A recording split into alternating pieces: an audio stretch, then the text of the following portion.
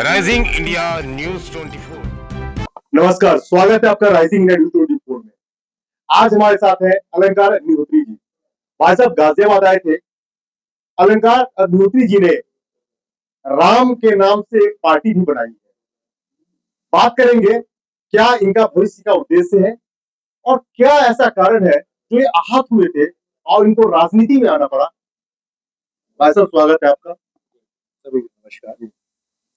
देखिए, आप जानते हैं कि यूजीसी रेगुलेशन 2026 जो 13 जनवरी 2026 को केंद्र सरकार द्वारा चोरी चुपके यूजीसी की जो वेबसाइट है वहां पर डाला गया था, और उसी के विरोध में 26 जनवरी 2026 को, क्योंकि देश में सामान्य वर्ग के बच्चियों का भविष्य बर्बाद करना, बच्चियों का शारीरिक शोषण करने वाला कानून है, और ये केंद्र सरकार सामान्य वर्ग विरोधी है, और ये एक्चुअली देश विरोधी सरकार है।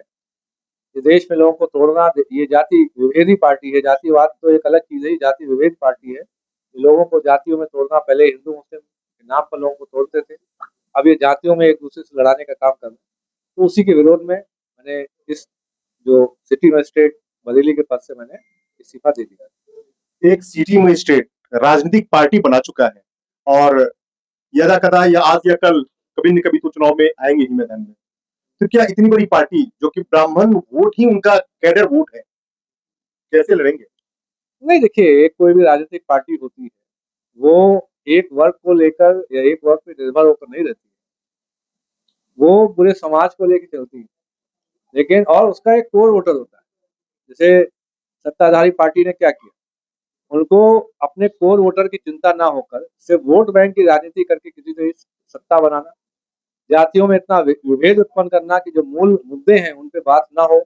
इनके जो द्वारा किए जा रहे विभिन्न तरीके से जो हाईवे में घोटाले हो रहे हैं, जल जीवन मिशन में घोटाले हो रहे हैं, विभिन्न निर्माण कार्यों में घोटाले हो रहे हैं, एथेनॉल जैसा जो पेट्रोल में मिश्रण करके जो घोटाला हो रहा है, जिससे कि आपकी जो गाड़ियां खराब होंगी, और जिसके बारे में कोई चिंता नहीं। इनके द्वारा राम मंदिर में चंदा चढ़ावा, जो सोना चांदी चढ़ाया गया, उसमें भी चोरी कर ली गई। तो ये बेजमीर के लोग हैं, इन्हीं मुद्दों को दबाने के लिए ऐसे काले कानून लाते हैं। और अब राजनीतिक रूप से अब जानते हैं समाज में किसी न किसी को आगे आना होता है। सब ईश्वर की जो है ये आदेश होता है कि इस समय में अब आना था, तो समाज के लोगों को एक दिशा देनी थी, वही दिशा हम दे रहे हो। राजनीतिक पार्टी जो हमारी राष्ट्रीय अधिकार मोर्चा देश में बहुत ही उन्नत तरीके से अच्छा प्रदर्शन करने वाली है। उत्तर प्रदेश में अभी जल्दी ही चुनाव है, 403 विधानसभा सीटों पर राष्ट्रीय अधिकार मोर्चा लड़ेगा, और यहाँ पे आप देखेंगे उत्तर प्रदेश में राष्ट्रीय अधिकार मोर्चा सरकार बनाने जा रहा है। अग्निहोत्री जी, क्या लगता है यूजीसी को आप रोक पाएंगे? यूजीसी 2026 माननीय सुप्रीम कोर्ट के आदेश से स्टे पे है। यदि ये किसी भी तरीके से लाया जाता है तो देश में एक भयानक जन विद्रोह होने की संभावना है, जो ये सरकार संभाल नहीं पाएगी। तो ये वापस तो होगा किसी भी कीमत पे, ये यूजीसी रेगुलेशन 2026 लागू नहीं किया जा सकता। क्या देश में जिस तरह से इमरजेंसी भी लगी थी, आपने देखा होगा 12 बजे रात में भी कोर्ट खुल जाती है और यहाँ तक आज की डेट में जज के ऊपर भी हमले हो रहे हैं सुप्रीम कोर्ट में, ऐसे में क्या यूजीसी को आप कैसे वापस करवा पाएंगे? देखिए, ये राजनीतिक तंत्र तानाशाही पे चल रहा है। जिस देश में वर्ल्ड प्रेस फ्रीडम इंडेक्स 157 के समकक्ष जिस देश का वर्ल्ड प्रेस फ्रीडम इंडेक्स है वो क्यूबा का है। आप सोचिए, क्यूबा में और जिस तरीके से भारतवर्ष की अब तुलना हो रही है, भारतवर्ष में तानाशाही चल रही है, देश की न्यायिक व्यवस्था को जिस तरीके से इन्होंने गिराया है, देश की चुनाव व्यवस्था को जिस तरीके से इन्होंने गिराया है, इसलिए अब देश के लोग हैं वो व्यवस्थाओं का सम्मान नहीं कर रहे, जो संस्थाएं उनका सम्मान नहीं कर रहे। आपने देखा होगा कल ही माननीय सुप्रीम कोर्ट में जो शीर्ष पद पर बैठे हुए जो हमारे जुडिशियल जज साहब हैं, उन पर एक अभद्र टिप्पणी की गई, क्योंकि जिस तरीके से संस्थाओं को इन्होंने बर्बाद किया है, संस्थाओं का जो इकबाल चला गया है।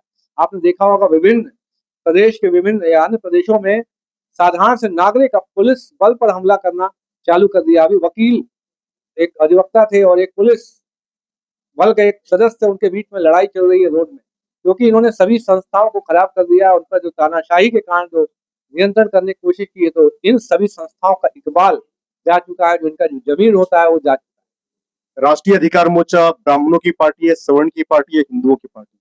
देखिए, कोई भी राजनीतिक पार्टी आती है, संविधान की सबसे पहले जो एक संविधान प्रस्तुत करती है अपनी पार्टी का, जिसमें वो भारत के संविधान को आदर्श मानते हो, उसका अनुपालन करती है। तो कोई भी पार्टी, देखिए, किसी भी पार्टी को कोई न कोई व्यक्ति स्थापित करेगा, किसी न जाति या धर्म से होगा, इसका मतलब ये नहीं होता कि उसी समाज की पार्टी है। ये जो राजनीतिक पार्टी, इसमें हमारे SC/ST प्रकोष्ठ से लेकर अल्पसंख्यक प्रकोष्ठ से लेकर OBC प्रकोष्ठ से लेकर सब समाज इसमें है। हमारा मेन मुद्दा जाति विभेदकारी जो ताकतें हैं, जो इस समय जातिगत द्वेष और धर्मगत द्वेष जो लोगों में फैला रही हैं, और देश को जो है एक तरीके से अंधकार के रूप में, ये सब इनकी आयु बहुत कम बची हुई है, 5 से 6 साल में ये अपनी आयु पूर्ण करके चले जाएंगे, लेकिन अपने आने वाली जो हमारी पीढ़ियां हैं उसको लड़ाने के लिए गृह युद्ध में धकेलने की पूरी तैयारी कर रहे हैं, क्योंकि इन्हें किसी भी तरीके से पैसा चाहिए। इनको सत्ता क्यों चाहिए? क्योंकि उस प्रदेश का जो बजट है, आप देखेंगे विभिन्न घोटाले, जल जीवन मिशन का घोटाला, हाईवे घोटाला, जो एथेनॉल घोटाला, जितना भी टोल टैक्स का घोटाला, राम मंदिर चंदा चढ़ावा घोटाला, ये सब चीजों में बात ना हो, इसलिए देश के लोगों को जाति धर्म में लड़ाना चाहती हैं। और इसमें हम लोग जो है, क्योंकि हम लोग एक क्रांतिकारी प्रदेश से आते हैं, उत्तर प्रदेश से आते हैं, टाटा टोपे जैसे वीरों की भूमि है, राजगुरु भगत सिंह सुखदेव यहाँ पे रहे हैं, चित्तू पांडे, मंगल पांडे, पंडित चंद्रशेखर आजाद तिवारी, ऐसे लोगों की भूमि है, ऐसे क्रांतिकारियों की भूमि है। तो हम लोग ऐसे देश को जिस तरीके से इन्होंने जो वेस्ट इंडिया कंपनी के माध्यम से गुलाम बना के रखा है, इसको गुलाम नहीं होने देंगे। अलंकार अग्निहोत्री जी, एक पत्रकार भरत तिवारी की हत्या होती है बिहार में, आपका उसके ऊपर तो कोई बयान नहीं आया अभी तक, या उसके ऊपर तो कोई आपकी नहीं है? ये आपने देखा ही नहीं। हमारे लिए भरत तिवारी जी, मैं उनके गांव बिलौटी गांव में स्वयं गया था। अच्छा, गए थे आप? और मैं स्वयं गया था, और उनके नाम पे मैंने ये भी बुलाया, राष्ट्रीय अधिकार मोर्चा प्रदेश के 75 जिलों में जो हमारे लिए वो शहीद भरत तिवारी है। एक लड़का, 28 साल का लड़का, जिसने लाइव इसका इनकाउंटर हुआ है, उसने वहां पर सरेंडर कर दिया था। उसको पहले 3 गोलियां जो है वहां के मुख्यमंत्री के आदेश पे मारी गई, और एक गोली उसको बंद गाड़ी में, पुलिस की गाड़ी के अंदर मारी गई। यदि किसी और जाति धर्म का ये बालक होता तो उसको इस तरीके से हत्या नहीं की। ये सरकार ही ब्राह्मण विरोधी और सामान्य वर्ग विरोधी है। इसीलिए देखिए आप, ये जिस तरीके से आप ये गद्दार इसको बोलना चाहिए, सामान्य वर्ग के गद्दार है, OBC वर्ग के गद्दार है, तो ये SC/ST वर्ग के गद्दार है। इन्होंने पहले भी देखिए SC/ST वर्ग जो वर्ग और जनरल OBC वर्ग के बीच में खाई बिठाने के लिए SC/ST एक्ट में कुछ सुधार हुए थे, पहले उनको परिवर्तित कर दिया। इन्होंने माननीय Subhash Kashinath Mahajan versus state of Maharashtra 2018 case था, उसमें 3 दिशा निर्देश दिए थे कि SC/ST वर्ग और जो OBC वर्ग है, जनरल वर्ग है, इसके बीच में जो खाई कम हो जाए, तो SC/ST एक्ट में बिना जांच के कोई भी गिरफ्तारी FIR के लिए मना किया था। एंटीसिपेटरी बेल का प्रावधान था, और सरकारी अधिकारी कर्मचारियों पर बिना शासकीय अनुमोदन के कोई कार्रवाई नहीं होनी थी। लेकिन ये देश की गद्दार पार्टी, जो सत्ताधारी पार्टी है, यदि ये एक्ट संशोधन हो जाता तो देश में जो समाज में जो SC/ST एक्ट वर्ग है और दूसरे वर्गों में जो खाई पैदा हो रही है वो समाप्त हो जाती है। लेकिन ये कभी चाहती नहीं है। जाति विभेद पार्टी है, ये धर्म विभेद पार्टी है, इसको किसी भी तरीके से जाति और धर्म में तोड़कर सत्ता में बने रहना है। इसने संसद में एक अध्यादेश लाकर धारा 18A लाके पूरे के पूरे जो माननीय सुप्रीम कोर्ट के जो Subhash Kashinath Mahajan versus state of Maharashtra 2018 का निर्णय था, उसको निष्प्रभावी कर दिया। तो ये देश की एक गद्दारी, देश के लिए गद्दारी पार्टी, इन्होंने देश को जितना बेचा है, आपने देखा होगा उत्तराखंड में एक IMPCL करके कंपनी थी, जो प्रॉफिटेबल कंपनी थी, उसको बेच दिया। जो आप सरकारी तंत्र के अंदर कंपनी प्रॉफिट कमा रही थी, उसको बेच दिया, क्योंकि किसी दोस्त ने रिश्वत दी होगी, इलेक्टोरल बॉन्ड के माध्यम से रिश्वत दी होगी, और जाके इन्होंने उस कंपनी को बेच दिया। कल ही मैं वहां पर एक उत्तराखंड में कॉन्क्लेव में था, तो वहां के माननीय सांसद जी कहते हैं कि मैंने पूरी कोशिश की, मैं बचा नहीं पाया। तो तुम पूरे देश को बेचने की जो इनकी मुहिम चल रही है, आपके यहाँ रबर स्टैंप जो सांसद बैठे हुए, विधायक बैठे हुए हैं, तभी नहीं बचा पाएंगे। जिस तरीके से UGC रेगुलेशन की नाक के नीचे से लाया गया, जो माननीय सुप्रीम कोर्ट ने स्टे दिया है, अभी भी UGC रेगुलेशन उनकी वेबसाइट पे पड़ा हुआ है। UGC वेबसाइट पे आप सब लोग चेक कर लीजिए। तो ये देश के विभेदकारी धर्म, जो जाति विभेदकारी, धर्म विभेदकारी ये लोग हैं, इनको जल्दी से जल्दी उत्तर प्रदेश की जनता ही देखिए इनको देश से खदेड़ेगी। इस वेस्ट इंडिया कंपनी से देश को निजात दिलाने में उत्तर प्रदेश की जनता ही आगे आएगी। क्या आपकी पार्टी चुनाव के लिए तैयार है 2027 में उत्तर प्रदेश में? हमारी पार्टी जो है उत्तर प्रदेश में 403 सीटों पर चुनाव लड़ने जा रही है। हम पूर्ण तरीके से तैयार हैं। इस समय ये बड़े संकट में है, इनको लग रहा है कि अब देश में कैसे अपनी नाक बचाएं।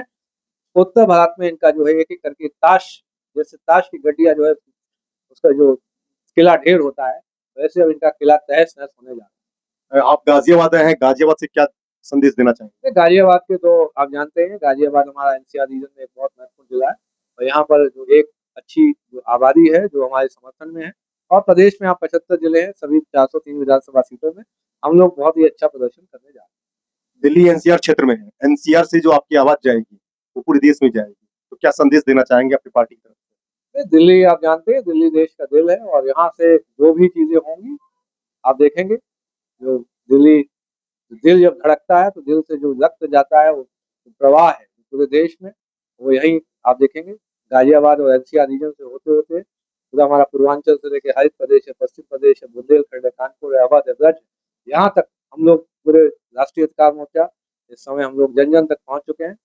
इनकी जितनी भी जो साजिशें हैं देश को बर्बाद करने के लिए, वो राष्ट्रीय अधिकार मोर्चा कभी ऐसा होने नहीं। क्या एक क्षेत्रीय पार्टी ही रहेगी, आगे भी बढ़ने का इरादा है? हम लोग राष्ट्रीय स्तर की पार्टी, इस समय 14 प्रदेश है, वहाँ पे जल्दी प्रदेश अध्यक्ष नियुक्त होने जा रहे हैं। इनकी अब जो मैंने फिर से बताया, जो इनका जो सत्ता तंत्र जो निरंकुश तानाशाह सत्ता तंत्र, देश के लोग परेशान हो चुके हैं। युवा वर्ग परेशान है, किसान वर्ग परेशान है, सामान्य वर्ग परेशान है, SC ST वर्ग परेशान है, OBC वर्ग परेशान है, इससे व्यापारी वर्ग परेशान है, शिक्षक परेशान है, स्नातक परेशान है, बेरोजगार परेशान है। ये सरकार अब जा चुकी है, मानसिक रूप से अब इनको कोई पसंद नहीं करता है। इनका जो सोशल मीडिया और जो मीडिया तंत्र का जो प्रयोग से जो एक ब्रांड बनाया गया था वो कोलैप्स हो चुका है, अब ये खत्म हो चुका है। बहुत बहुत धन्यवाद आपका राइजिंग इंडिया न्यूज़ 24 में। राइजिंग इंडिया न्यूज 24 चैनल को सब्सक्राइब करें, लाइक करें और वीडियो को शेयर करें।